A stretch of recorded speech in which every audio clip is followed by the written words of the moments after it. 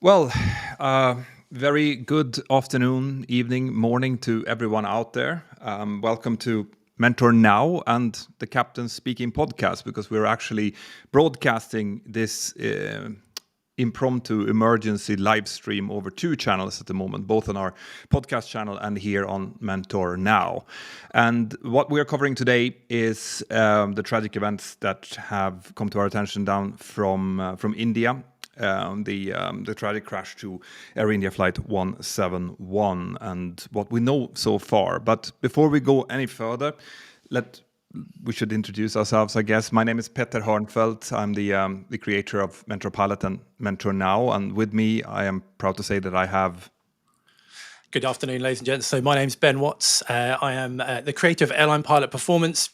Similar to Petter, I'm also a Boeing captain, instructor, and examiner. We'll be going through this together this afternoon.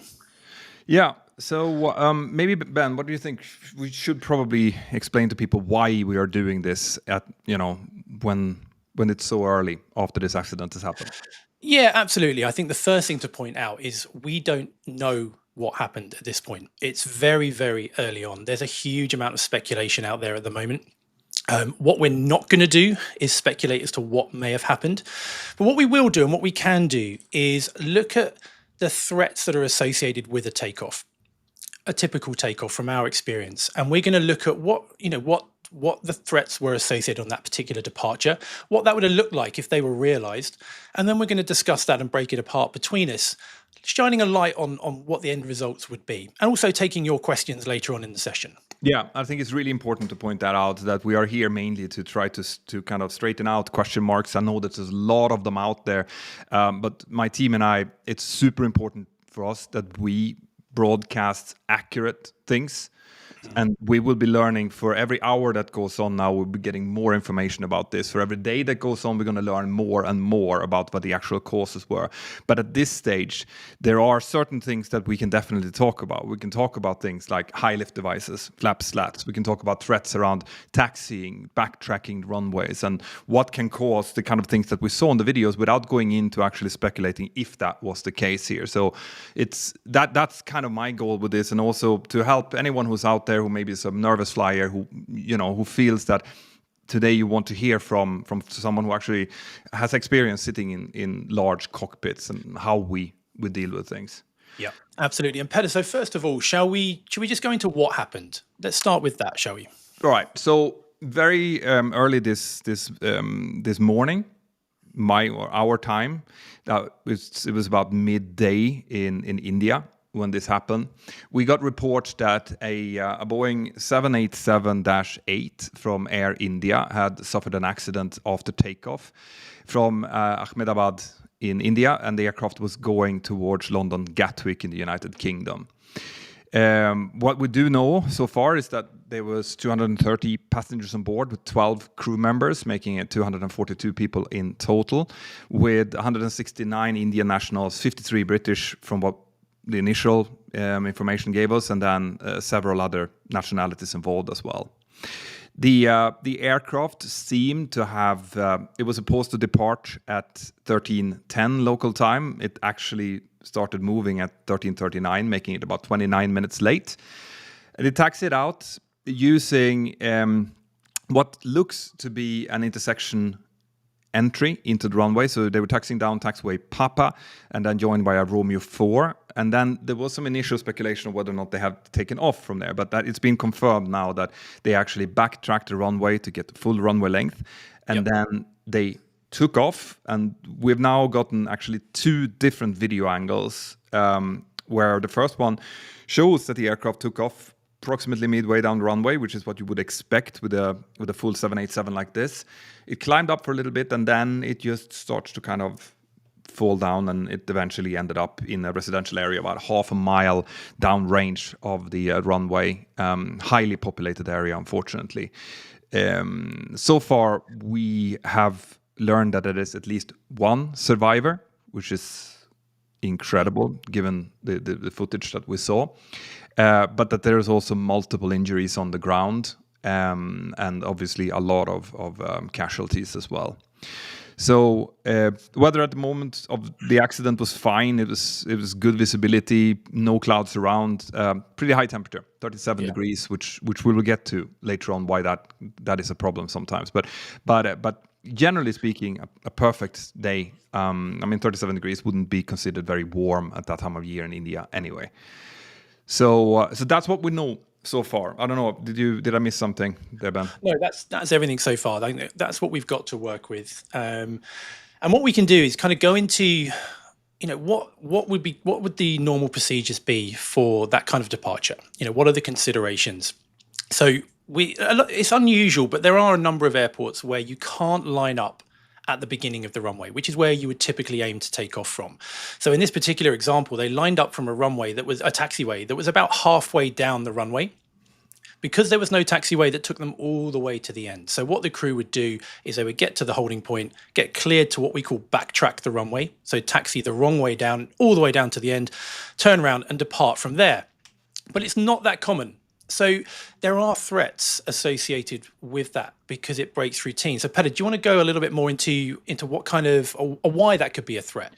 Well, generally speaking, we do our checklist when we're at the gate, right? So we do the before start checklist at the gate, then we push back. We do our we complete our before start checklist. We start up our engines, and then as we're taxiing out, we tend to have a before takeoff checklist, and that, at least on the 737 that we fly, is divided into two parts. It's one part that you do before you get to the line, as we say, this is the holding point prior to the runway. And then there's a second part that happens after, so below the line. And there's different things that needs to be done there. And we are used to doing everything in the before takeoff checklist down to the line, and then we do below the line, right? Now, the problem with having short taxi out, I'm not sure that was the case here, but when you have a long backtrack, is that there's going to be a significant time of the taxiing where you spend on the runway, which means when you're on the runway, you need to have things like your strobe lights put on so that any traffic can see you. So there are certain things that might have to come a little bit out of sequence, right?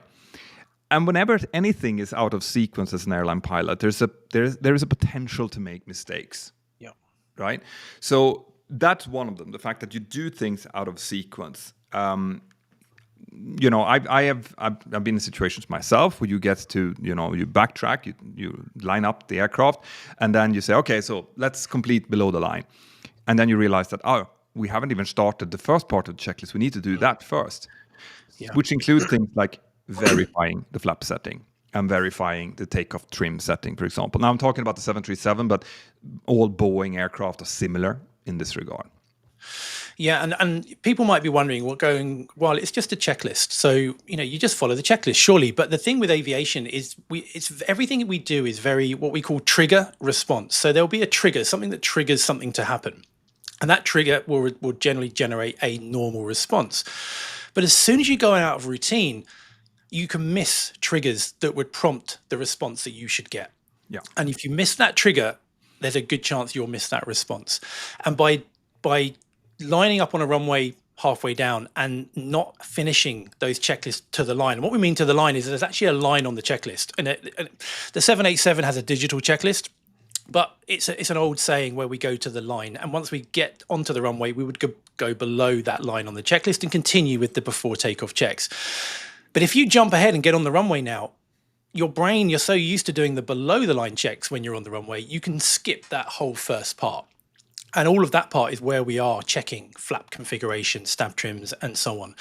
So it's super important that we always stick to the standard routine, however that may be. And we can even do our own checks. I'm sure you do, Petter, as well. Like I call them anti-embarrassment checks, where you've done all your checks, but before takeoff, I'll always look down. There's typically three things that can kill you on takeoff. One of them is not having the correct flaps. The other one is not a stab trim setting, which is how we set the horizontal stabilizer at the back. And the last one later on will be your air conditioning is not set up properly. So I just look at all three of those to check, are they set correctly for takeoff? But yeah, I'm sure you do something similar, Petter, do you? Yeah, no, I go through something similar as well. And, but these, like, again, we have to really emphasize here that what we're talking about here now is general threats, right? This is aviation ABC. It doesn't say that this is what happened to this in this particular case, but I think with all of the speculation that's going out on X, on Instagram, everywhere now, you are going to see people discussing things like flaps, for example, and power settings and bird strikes and things like that. So we are just going to go through this point by point to illustrate where the threats are, generally speaking, where people have made mistakes before. So the reason that we're going through this, obviously, is that there is a famous accident that happened to a Spanair flight in Madrid several years ago, where they were under a lot of workload, a lot of pressure. They were taxiing out. They were late. These guys were also late. And they ended up not selecting the takeoff flaps. And then they ended up on the runway without the takeoff flap set, setting the takeoff thrust and taking off without the flap set. And the problem is that an aircraft just will not fly if the flaps are not set. And maybe here, because there's a lot of talk about flaps, maybe we want to talk a little bit, Ben, about why does it make such a difference with 5 degrees of flaps? Like what's the up with that? Yeah, and it's a good question because a lot of people have asked that. A typical takeoff flap setting is around flap 5, which is a relatively low flap setting compared to like a landing flap, which would be flap 30 or 40, which is how many degrees of flap you would have selected. And the question is, well, how can an airplane go from flying safely with just 5 degrees of flap to crashing with no flap? And the reason for that is that airliner wings are designed to be efficient at high altitude, high airspeed flight. So typically they need to be sort of thin, pointy, and very aerodynamically efficient at high speed flight, at high Mach numbers. That makes them not very good for flying at slow speed. So to allow for that, we can change the shape of the wing. For a low speed wing, we need short, fat, thick wings that can generate a lot of lift at low airspeed. So by extending the flaps, we can change the shape of the wing. Now, just by going to flap 5, it changes what we call the camber of the wing enough that it can generate sufficient lift to get airborne at takeoff weights at much slower airspeed, say typically 160, 170 knots, maybe less if you're lighter. Whereas if you are what we call clean, i.e. the flaps are up, then that wing is designed for high speed flight. And it will need a minimum airspeed at that kind of weight of over 220, 230, even maybe 240 knots. So we're talking maybe a 50, 60, even 70 knot difference between taking off with our takeoff flaps 5 or 10 and with flaps up. And without the flaps there, you're going to try and rotate. The aircraft will probably pitch up. It will probably leave the ground because we're in something called ground effect, where we have this pressure bubble underneath the aircraft, and it will just sort of get into the air. But once it gets above what we call the ground effect, the wings are just going to go, no, there's just not enough lift here to overcome the weight of the aircraft. And it will kind of stay there, which is what we saw with the Spanair crash. And it will just get to a point where it just cannot climb. And unfortunately crashed into the departure end of the runway and beyond. So that's how important flaps are for takeoff. Yeah, and it should be mentioned here that the flaps in this case involves 2 sets of high lift devices. Yeah. So it's both the trailing edge flaps, which is at the back of the wing. That's what you normally see if you're looking out the window. When you're flying, you see that they extend backwards and down. But there is also a set of flaps in the front of the wing, on the leading edges, that also extend, and they serve exactly the same purpose. They create a difference in camber, and they create like Ben is saying, the possibility of low speed flight at higher weights. So they are absolutely crucial, and because they are so crucial, there is also several, first of all, checklists that will verify that those are properly set before takeoff. I think we check the flaps 2 or 3 times before. At least. Yeah, at least.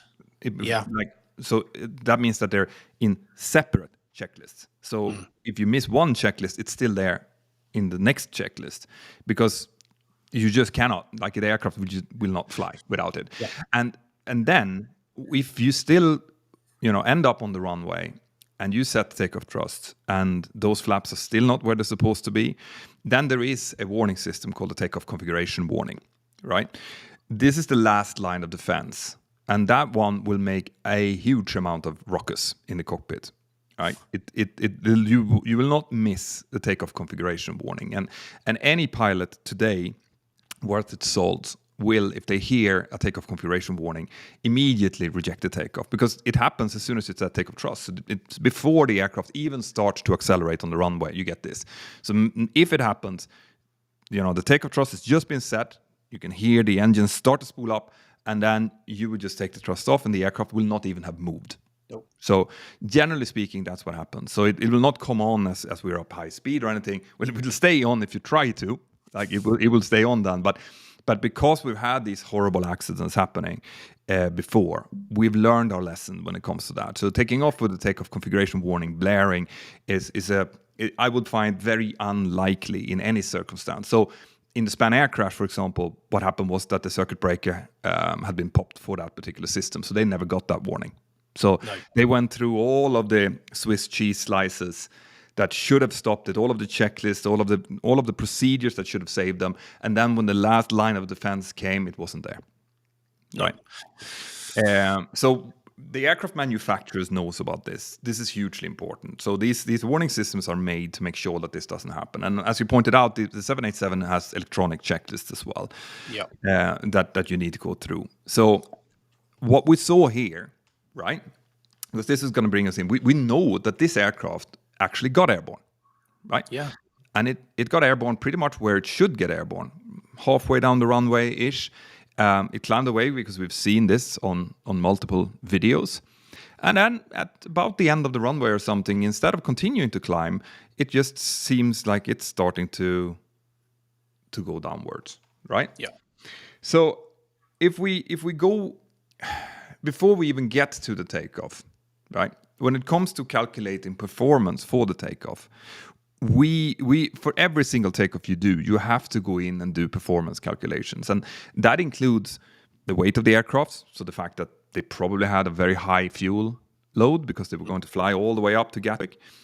It includes the runway length, it includes things like the pressure, and it includes the temperature. So for this aircraft to take off, they would have done a takeoff performance calculation, and it would have been perfectly okay with 37 degrees. And it was, because they got airborne, right? Yeah. So here's really where the crux starts, right? This is where when I looked at this video, I just could not make sense out of it. And sometimes you have a hunch of what's happened, but I really want to emphasize here that, like I said before, we are going to learn over the next weeks and months and definitely years exactly what happened here. There are a number of different possibilities that could cause this. Can you think of any, Ben? Yeah, there's a good number. And like you said, the takeoff performance that we do, it calculates it we do it every time we go flying, but it gives us so much margin in there, in that if that aircraft had an engine failure after takeoff, it would still have sufficient performance to climb away safely on one engine. That's how much extra performance we have built into that takeoff performance. And the fact, as you said, Petter, that it got airborne, that everything there seemed good. If it wasn't, we would have seen what we saw in Span Air. If the takeoff performance was not calculated correctly, or they didn't have the flaps, it's very likely they would never have got off the runway or would have crashed within the airfield boundary. So to get the aircraft to do what we saw, one thing sprung to mind for me would be a human error. Now, so we're not saying this is what happened at all. It's just one possible out of many. Would be the first thing we do when we get airborne is we retract the gear. Sorry, we get You see? Yeah. Yes, there you go. Yes, we got flaps on the brain now. But yeah, the very first thing we do, we confirm we've got a positive rate of climb, and then we raise the gear because we don't want the gear anymore, because all it does is add drag. So we get the gear up. Now, in a previous airline that I worked for, I saw a scenario where the gear was called up, but the first officer went for the flap lever and went to select the flap up. Now, the captain at the time spotted it and no, and went down for the gear, and the gear was correct.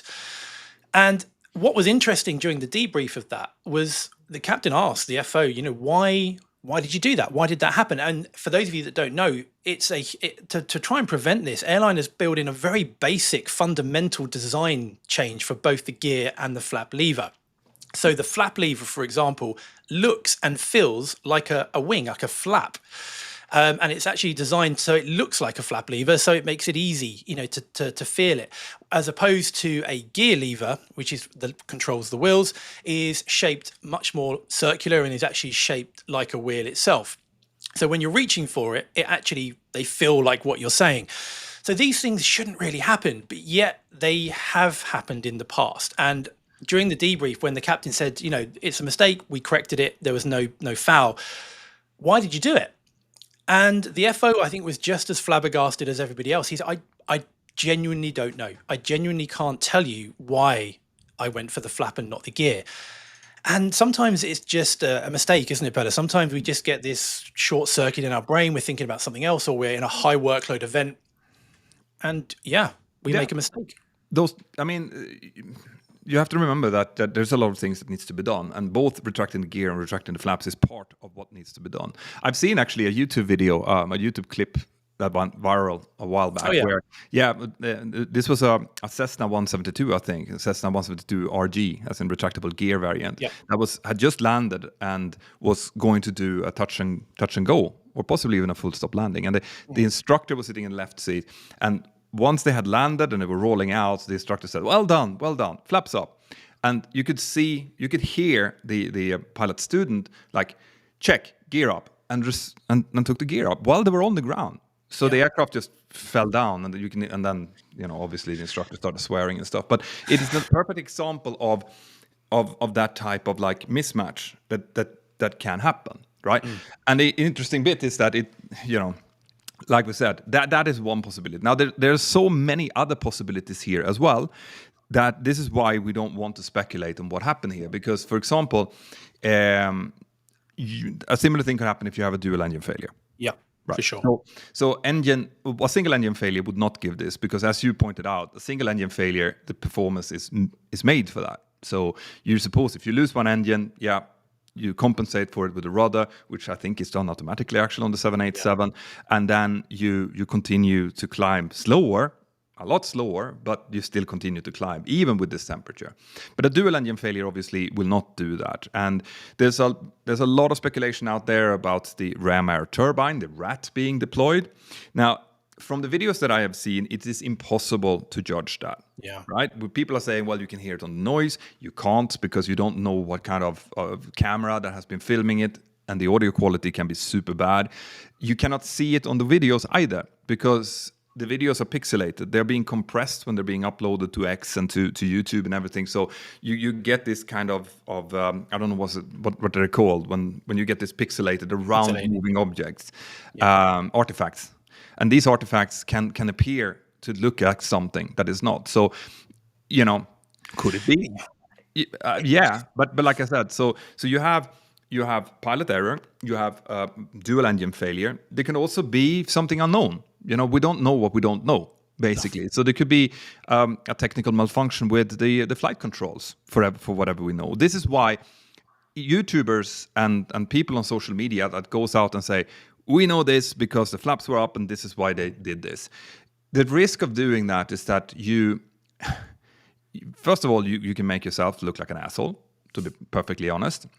But that's not the worst. The worst is that when a particular theory grabs hold and people say, well, that aircraft, that crash happened because of this, I saw it on social media, you actually take away from the relearning. And the relearning you will only get when the air accident investigators have sifted through the wreckage, found the cockpit voice recorder, the flight data recorder, downloaded it, looked at all of the parameters. We will see and hear about that within a month from now, with the initial preliminary report will come out.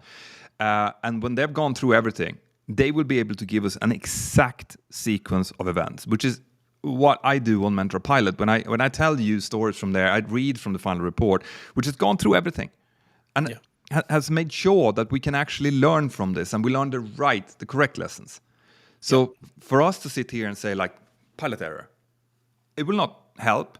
If it turns out to be a technical error, then that's a lesson missed for a lot of people.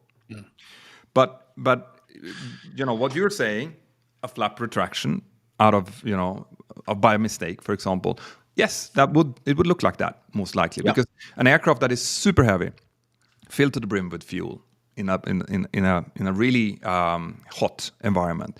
Like you said, the difference between flaps 1 or flaps 5 and flaps up is maybe 50, 60 knots. And an aircraft cannot sustain flight if it's 60 knots below the minimum safe speed. No, and it's even conceivable that it was then later, whoever they spotted it, they started to extend flaps again. So when they find the wreckage, the flaps are partially extended. We don't know. There's too many variables, but it's certainly a possible explanation. As you said, engine failures, contaminated fuel, all of this is a possible one, and it's worth a lot of people talking about the rats and the ram air turbine. It's worth maybe just explaining what that is. Yeah. In that it's called a ram air turbine, a RAT, and what it is, a lot of aircraft have it. The 737 doesn't have it, but it's designed that if you lost all of your electronic power and the engines power all of your electronics, if you lose your engines, you lose that, then what happens is the ram air turbine will automatically extend into the airflow and acts like a wind generator or a wind turbine. It will just spin in the air, and that will just supply you with the bare minimum of your electrics that you need to fly. And there's reports that you can see it, reports that you can't. I certainly can't see for sure. But yeah, that's what a RAT is. Because as some people have pointed out as well, another thing is to turn off both engines by mistake. That's the thing. This is why speculating is so hard, because it's not. There's too many variables, and with only video evidence from mobile phones, you can't get anything from what you see. You can't get anything from I can't see the heat signature from the engines going out because after a certain point, nothing like that. So be very careful. Basically, I typically use I use ground news. I said that a couple of times for watching, because it gives you, if you go to ground news and you check it out, you'll get loads of different news variants, and you can go in and you can watch all of them, and from that you can kind of get a more complete picture. So this is kind of I would definitely not go into X and read on there and try to figure out what's happened. Try to find reputable news sources that comes out and doesn't speculate, because at this point no one really knows. We don't, and no one else does. My team will be working on trying to, whenever we get confirmed data, we put it out on mentorpilot.com. And we already have an article that's being updated there. So that's one way of getting valuable information. Ground news is another. I think there's a link to it here in the chat. But that's kind of what we know so far, isn't it? I mean, is there anything that we want to? Is it worth talking about? Because one thing to point out here is that everything we do from a day-to-day basis as an airline pilot, whether it's checklists, the way we read them, the discipline involved with it, is written in blood. It's there because something has happened in the past, and aviation is evolved as a result of that, which is why it's the safest form of transport. And if there is some kind of human error here or some kind of technical failure, whatever that may be, we can rest assured that there will be changes to training, to procedures, to prevent this from happening again. For sure. Now, there was one thing that we haven't mentioned, actually, that's worth mentioning, and that is the fact that, according to early reports, there was a Mayday call. The pilots might have done a Mayday call. I haven't seen that confirmed yet, but there is a possibility. And of course, going from the logic of aviate, navigate, communicate, which is the golden rule in aviation, communicate is the very last thing that you do. So, getting a Mayday call in is strange, but it's not unthinkable. It could be a backbone reaction when you just realize that, I've lost control of this. Mayday, mayday, mayday. Yeah. But it would be really interesting to hear the recording for that, because from a recording like that, you will definitely hear any alarms going off in the background, for example. So that could be really, really interesting to hear. Yeah, and one that would give it away a lot would be a stick shaker. You could hear that certainly in the background. So if a stick shaker is an indication to us that the aircraft is about to stall or is stalled, which means the wings aren't providing the sufficient lift, the angle of attack is too high. So you would definitely hear that in the background of a radio call, most likely. So that'll be interesting if it does come out. It's worth also talking about maybe what are airlines doing when this happens. When a horrible event like this happens, there's a protocol in place. Do you want? What's your experience with that, Petter? So I'm not an expert on this. I'm going to be perfectly honest and say, this is an airline's worst nightmare. But they have strict procedures for when these kind of things happens. Whenever an accident happens to an airline, they will go into an emergency mode. Generally speaking, there's a list of people that needs to be notified immediately, which includes the management team, certain emergency coordinators, because it's super important that, first of all, that obviously that the rescue attempt is being done correctly, but also that the families of the people on board the flight is being taken care of and being shielded away from the press, for example. So I would imagine that something like that, a crisis center has been set up both at the airport of departure and on arrival, because that's where the families will be turning up, and they will then be taken off to a specific place and get information before the press gets the information and things like that. And there will also be a lot of different emergency protocols that will be put into place specifically for this, right? So exactly what those are, like I said, I'm not an expert on it, but this is a nightmare scenario. But again, it's something that all airlines by law has to be prepared for and has to execute correctly. Yep. Now I saw one question here just flickering by, because there's thousands of questions in the chat, but Pete Christie sent a super chat, and he's asking if we could talk a little bit more about the survivor that was sitting in seat 11A. Apparently, we've just had confirmed that there was a survivor and that he likely sat there. And he said, how could he have escaped this? Report said that he jumped from the plane. I mean, the aircraft went down at a fairly low speed, relatively speaking. As in, you could see that the aircraft was coming down in a, I would say, semi-controlled manner. It wasn't tipped over one wing, for example. It wasn't stalled nose down into the ground. So possibly it impacted with the landing gear still extended. At least that's what it looked like. Landing gear takes up quite a lot of the impact forces. So yeah, if you're really, really lucky, which this person apparently was, you could end up sitting in a seat where after the crash has happened, you have openings in the hull around you and you can't jump out. You're not going to jump out in speed, obviously. You're going to jump out after the accident has happened. And 11A, maybe that's pretty far forward in the aircraft. So, it will be ahead of the fuel tanks. The fuel tanks is most likely where the explosion happened, because it was, loaded to the brim of fuel. So, yeah. And also, I think it's worth noting that often a crash, the nose is one of the first places to have the impact. But because of the high nose attitude, the tail looked like it hit first. So the front was probably the most likely place to survive. It's a good question. You're reading stuff. Yeah, I'm just looking at some good questions coming through, actually. So Paul Kelly's asked a question here. We're talking about the flap retraction, weren't we? Accidentally retracting flaps after takeoff instead of the gear. And would the flaps retraction happen that quickly and cause such an immediate problem? So, yeah, I guess the timing from that seems to work quite well. They begin to retract pretty much, immediately, don't they? I haven't flown the 787, but the 737, I've never timed it, but I'm, rough estimates, what do you reckon, Peter? 10 seconds from selecting flap 5 to flap up? Yeah, like probably a little bit more, 10, 15 seconds. Yeah. But the moment they start retracting, you're now reducing the surface area of the wing, which reduces lift. You're reducing that curvature of the wing, which reduces lift. So the moment they start retracting, your lift is being reduced.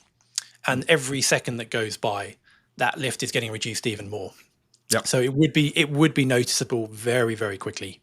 Yeah, and the way that you would notice it really is that way. You'd probably be increasing the pitch in order to try to, you're climbing away, and you keep, as we take off, generally speaking, on the 737-800, but probably on the 787, you will have a nose attitude of between 12 and 16 degrees, like 15, 16 degrees normally on this. If you really, really have it, can be a little bit lower, but you're used to rotating and sitting at that. Now, if, for example, the flaps would be starting to retract, you'd need to, in order to continue the climb, which you monitor, you'd need to increase the pitch more and more and more, because that's the only way to increase the lift from the wings that are now becoming effectively smaller and smaller. So you'd get that kind of nose up thing happening until you stall or you pitch the nose down, in which case, either case, you're going to start going down. Yeah. And a logical question here from Alfred is that even if there was accidental flap retraction, surely they could just power out of it. And the question here or the point here is, it's not really a question of power. It's a question of lift, and it's the wings that generate the lift. The engines provide the thrust to power you through the air to get the sufficient airspeed over the wings that give you lift. And no matter, okay, if you go out with like rocket power, you don't need wings, but on a normal aircraft, if your lift is reduced to that extent, you haven't got the sufficient power to just keep flying. Yep. It's all about airspeed at this point and angle of attack. Yeah, and there's a delay, and also, like we said, the engine thrust that we have is balanced to take exactly the weight that we have, and being able to fly with one engine in case one engine would go. But there's not enough engine power there in order to I need another 60 knots stat. No, you won't get that. It would even in level flight, it would take you quite a long time to accelerate 60 knots. Yeah. So even if you had a lot of excess thrust, let's say you were taking off with an empty aircraft on a cold day, you still have problems to do that, and I think that it probably wouldn't even be possible. No. And the other thing to bear in mind is, because it was so hot, the engines aren't performing as optimally as they would do if it was cold, because they've got, their job is really to compress air to burn, and hot air is less dense, so it can't compress it quite as much. So again, everything's not optimal there. So yeah, unfortunately, that just wouldn't work. Yeah. Glenn is asking here in a super chat. Thanks, Glenn. What's wrong with speculating as long as you say it? And I kind of been into that already. This is something I've talked about. Like, for example, I will be creating videos about this. It will be more videos coming out on Mentor now, and also our podcast, Captain Speaking. This is an emergency. This will go out on the podcast as well, but we will do a specific podcast about this once we learn more, right? Yeah. So, and in that, I will be going into more and more details as we know more and more. But again, if I would go out with the reach that we have through Mentor Pilot and Mentor Now, and I would say the wrong things, then the wrong things might permeate through all of the followers here, everyone that's out there, and potentially also into the airline industry. So my colleagues might be watching this, and if I would say the wrong thing backed by the wrong facts, then there is a possibility that I might actually do real damage. I could be teaching new first officers something that's completely wrong, right? Something that actually makes them less safe rather than more safe. And that's why speculation is wrong. It's not wrong by anyone. Like, you guys are free to speculate as much as you like. It's your free speech. You can do that. But when you come up to a certain amount of reach and you have a certain reputation, you just cannot. It's not ethical to do that. So that's why it's super important for us to just show that these are the threats. These are generic threats. These are possibilities. But until we know more, we just do not know what happens, and that's why. No. What else have we got here? Lot to choose from, unfortunately. A lot to choose from. The question here: does a 787 have MCAS? Something that the Max was very famous for, and I think a lot of aircraft do have a form of MCAS. It wouldn't surprise me. I don't know, but it wouldn't surprise me if the 78 has some form of software that would prevent. It's designed to prevent a stall from happening, but I don't think that's going to be the issue as a root cause here at all. No. What about this? We've kind of covered. Can you stop and reverse flap retraction? Does it finish? Does it have to finish before you then select flap? And the answer to that is yes, you can do. That you can just, if you accidentally selected it up, there's nothing preventing you from selecting it back. The longer you leave it, the more dangerous it becomes. Yeah. But there's nothing there preventing you from selecting it immediately that you realize the error. Yeah. But then again, as we said, this might have absolutely nothing to do with this particular case. No, nothing to do with this. No, absolutely. It's just in that scenario, it would result in this particular outcome. Correct. So John Koldusek is asking, once again, thank you for the support. Can you elaborate a bit more on how the cockpit would look like if you try to retract flaps below the clean stall speed in detail? One thing that would come up is the minimum maneuver speed, the yellow band, together with the red and black Barber's poles, which is the stall speed. So because that is the stall management yaw damper computer who's continuously calculating at what angle of attack the aircraft will stall. So if you retract the flaps those kind of indications on your primary flight display, where we see our speed, they will start to reach as the flap retraction. Start to go up as the flap retracts. So you will definitely see that all of a sudden you're getting closer and closer to a stall, and eventually you will get into it with all of the stall warnings that will come with that, including stick shaker, which Ben talked about before. Yeah. And I think from a pilot's perspective, if that happened, they would be unaware of the error that was made. And that in itself can be confusing. You're climbing away what you feel is normally with the correct pitch attitude. And all of a sudden on your airspeed tape on your instrument, you're just seeing your stall speed just coming up and up and up, getting closer. We have something called a PLI, a pitch limit indicator, which shows you on your attitude indicator the pitch attitude at which you would stall at. And you'll see that coming down to your current pitch attitude. All of this is going to be confusing in an already high workload phase of flight. It's a lot to kind of process as to what's going on. All the while, the aircraft is not handling how you would expect it to. So it would be a huge amount of overload and confusion in a very short period of time if that were the case. Yeah, absolutely. Any other questions on your side, Pet? Have you got some there that pick out? Do you want to talk about how this may affect Boeing? Yeah.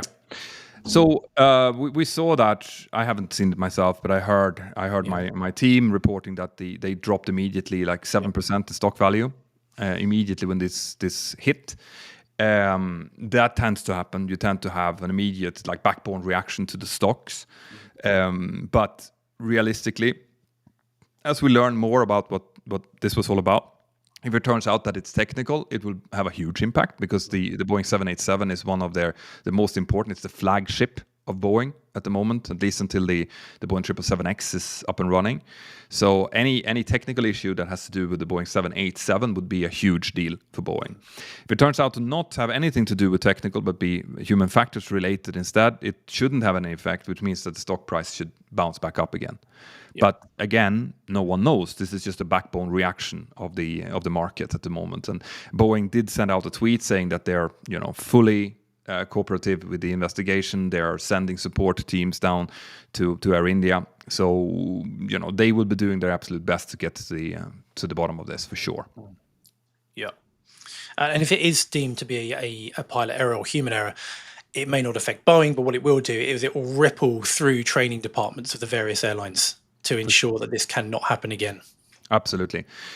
So Everything Racing is sending in a question as well. So he says, the only survivor of Air India Flight 171 quoted, 30 seconds after takeoff, there was a loud noise and then the plane crashed. It all happened so quickly.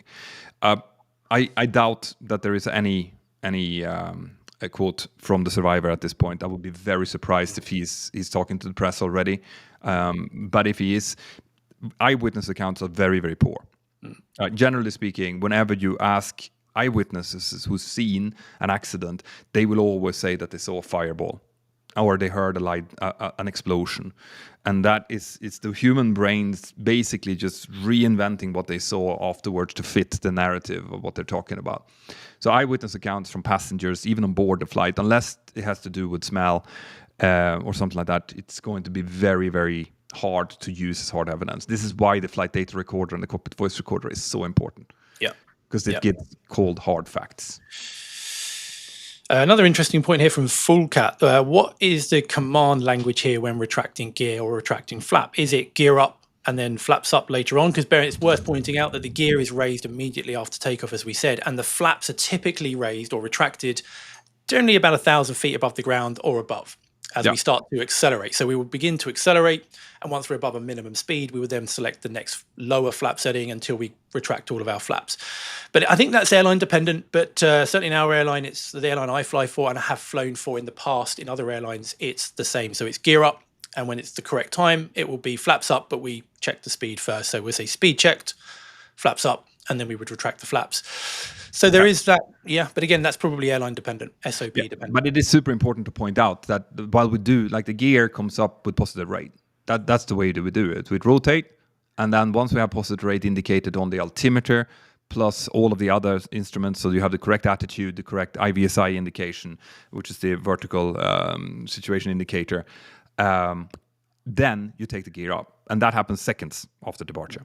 Right? Generally speaking, we're talking V1, rotate, positive rate, gear up.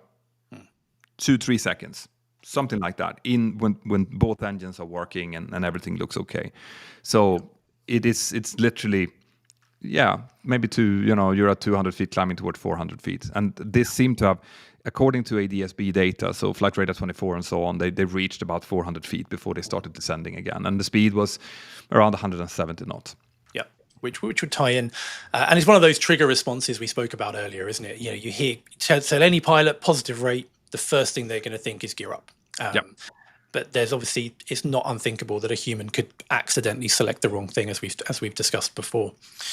Correct, and that would explain then why the gear was out down on all of the videos that we can see. So like that, there are things that ties together, but also similarly, you wouldn't take the gear up if you have a problem. No. So that's the thing. It depends on the problem, I guess, doesn't it? But if let's say that you experience a dual engine failure, right, you wouldn't take the gear up. No. Because then you're going to hit the ground, and you want that gear to be able to take For up sure. anything. So that's another thing that, again, as you can see, there's so many unknowns here that you can't really go in and say, well, this has happened because I saw that. No, it's completely dependent on exactly what transpired inside of the cockpit at the time. Yeah, for sure. 3 Greens is saying, studying for my CPL aerodynamics exam. Well, best of luck. Currently, density altitude around 3,500 feet and only half of the takeoff distance available being used. Sound like Swiss cheese. Pitch up at the end would have massively induced drag, plus gear out, not good at all.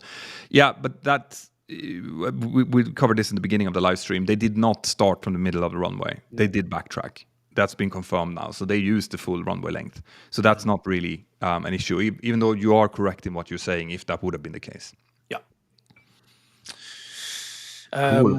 We spoke about fuel contamination. Question here from VKM. I heard of possible fuel contamination like Cathay 780. I think it's unlikely to happen so suddenly.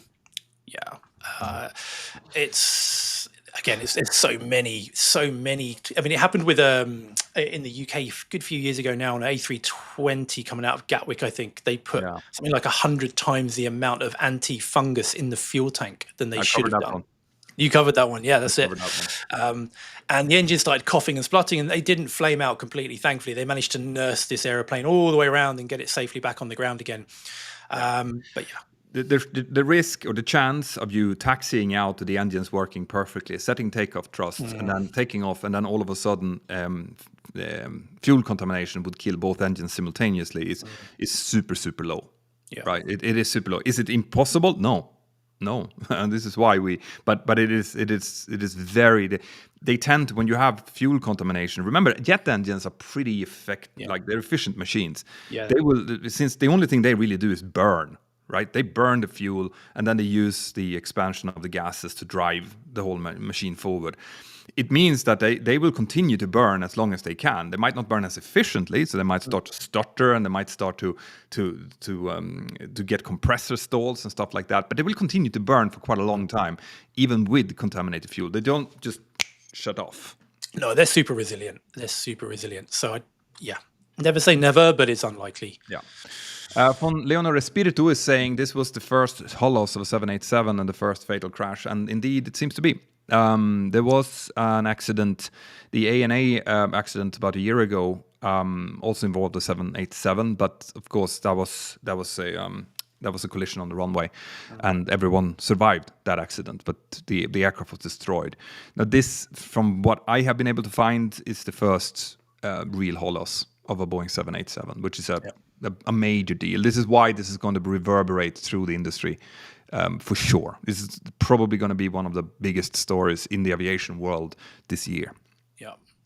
But it also, I mean, the 78, although it's their flagship, it has been out for quite some time. It's got a lot of airtime, hasn't it? So it unlike newer models where there could be a new problem, presenting itself. I think it's unlikely that there's something now that nobody knew about that could suddenly manifest itself in this way.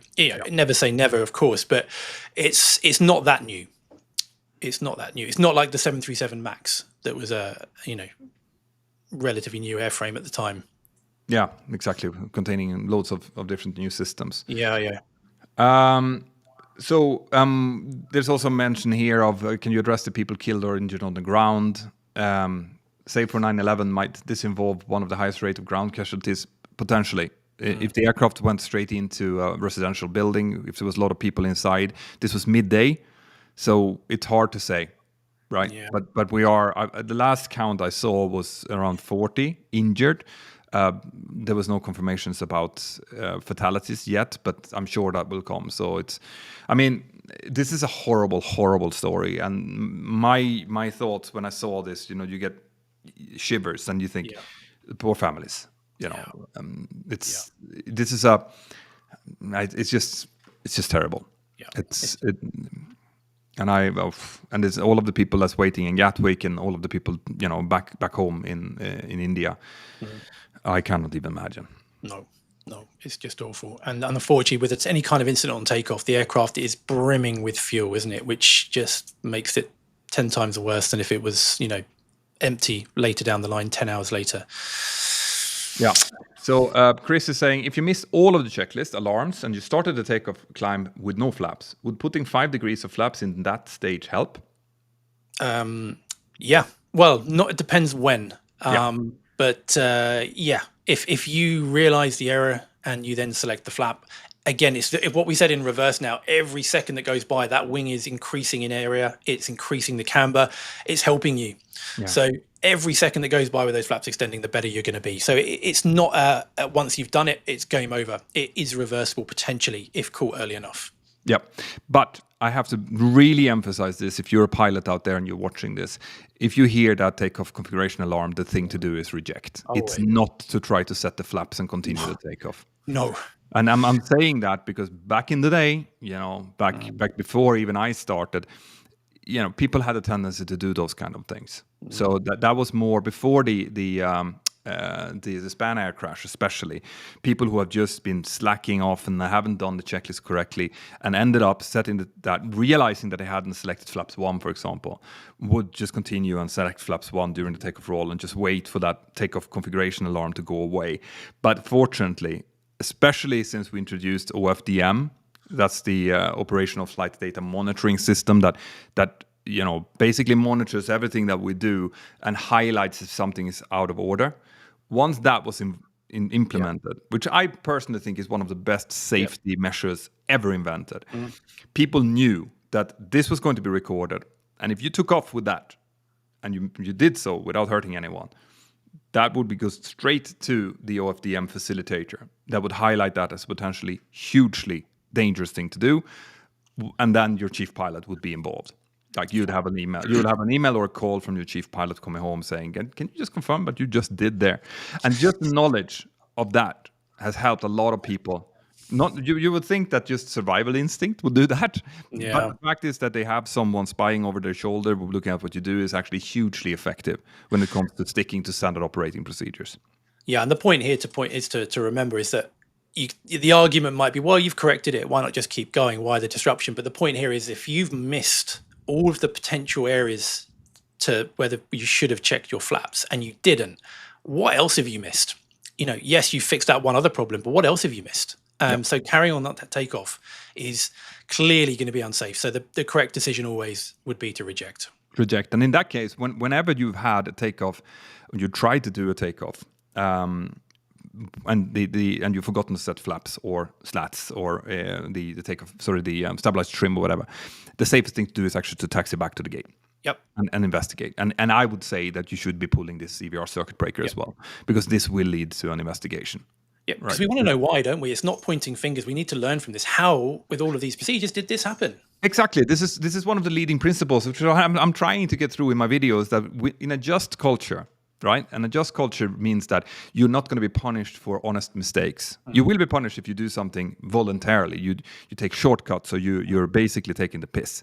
Like that will not be tolerated. But if you try to do your best, you make a mistake, then a just culture would state that you protect the data, you write a report about what you perceived happened, and then there would be an investigation that will, find out that maybe this airport was unsuitable for some reason. Maybe there was undue stresses at some certain points that led pilots to make mistakes like this. And this is how we go forward as in the airline business. It is by learning from every single mistake.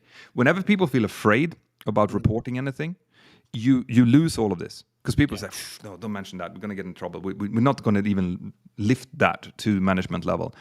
And with that, whatever problem that was there, that was clearly the root cause to this, will just fester and fester until something really terrible happens. Yeah.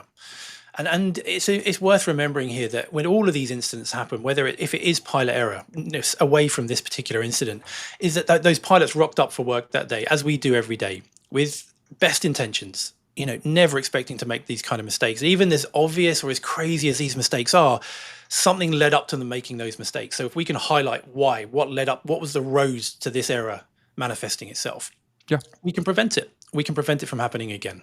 And that's the key. Absolutely. And I think, do we have any more questions here that's coming up that we should definitely cover? I think so. I think we've covered everything I can see on my side. But if you do have questions, then feel free to pin them in here, pop them in. Yeah, so it's super important that whatever questions you have, genuine questions, just put them in either here or go to the Captain's Speaking podcast. It's actually a new YouTube channel that we've started that just does podcasts like this. It's me and Ben who will be discussing things in a like this non-scripted, honest way. And we are doing it bi-weekly at the moment. It's probably going to go to weekly. So we had an episode that was going to be released today, but we're doing this instead because we felt that there was a public demand for this. But put your questions in there, and we will capture the questions that we think this is definitely worth discussing, and we will include that in the podcast. So do that, definitely. Yeah, for sure. Good. I think we've covered everything I can see, Petter. Yeah. Good. Before we go, I just want to say we just had a couple of Patreons that signed up today. Randy and Peter, thanks a lot for that.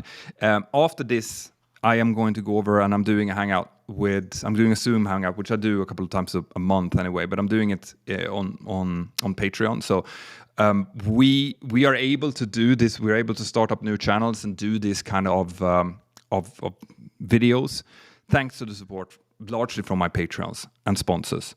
So I just want to send a huge thanks to all of you guys out there that are watching this, that are supporting the channel, so that me and Ben can continue to create this. And I hope that you enjoy that Ben is doing some of the reporting on Mentor Now as well. Yeah, I'm super stoked to have you with me, man. It's great fun. Yeah, it's great fun, and it's awesome to be part of the Mentor Now family. I mean, everyone there is so kind of positive, and it's just such a cool thing to be involved with. So yeah. Good fun. Yeah, you should. I wish people could have seen what happened when when the news hit this morning about this horrible accident. The whole team got together and okay, so how can we? What should we do now in order to try to get the correct information out? How can we sort out the bad information from the good information to make sure that we don't say anything that is that is going to be bad? Mm-hmm. And then we have been starting, we're putting posts out on X, on Instagram. You are putting the things out on Instagram. By the way, you should go check out Airline Pilot Performance on Instagram. Do it now. Yeah. Ben does a lot of instructional posts directed mainly towards pilots, which is a little bit more technical. Yeah. But it's super, super interesting as well. But the whole team came together, and you will see now that as the days goes along and we learn more, there's going to be more information coming out. And the information that we are going to share is going to be informational and accurate. That's what we do. So thanks a lot to all of you Patreons out there. And if you have direct questions to me, you can actually sign up on Patreon now for free for 7 days. And if you do, you can join the Zoom that I'm having after this, right? You can go to patreon.com/join/mentorpilot and sign up. Then you don't have to pay anything. You can just join up with the Zoom call, which is going to happen in 30 minutes from now. So I'm going to need to get a little bit of food. Cool. And on that note, Ben, thank you very much for being here and taking your time. I hope that all of you out there got what you wanted from this live stream. And if you don't, I'm sorry. And like I said, we will try to keep you informed. Any last words, Ben? No. It's been good to kind of answer some questions and just discuss it between all of us here. So yeah, thanks for having us. Perfect. Take care, everyone. Take care. Have a good night.